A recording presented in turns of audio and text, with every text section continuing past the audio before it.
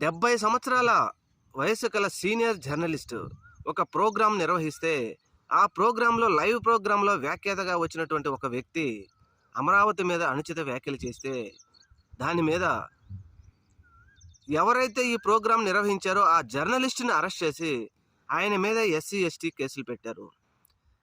అయితే ఈ వ్యాఖ్యాతగా వచ్చినటువంటి వ్యక్తిని గానీ, ఆ వ్యాఖ్యలు చేసినటువంటి వ్యక్తిని గానీ అసలు దానిని పట్టించుకోలేదు. సరే, ఒకసారి దాన్ని పక్కన పెడితే, ఆంధ్రప్రదేశ్ రాష్ట్రంలో కూటమి ప్రభుత్వానికి సంబంధించినటువంటి ఒక ఎమ్మెల్యే, మీరు ఎస్సీలు మీరు స్టేజీ మీదకి వచ్చి నిలబడటం మీకు హక్కు లేదు, మీరు వచ్చి మా కాళ్ళ దగ్గర నిలబడండి అనే విధంగా ఆయన మాట్లాడితే, దీని మీద ఎస్సీ, ఎస్టీ కేసు ఎందుకు పెట్టకూడదో ప్రభుత్వం దగ్గర సమాధానం లేదు.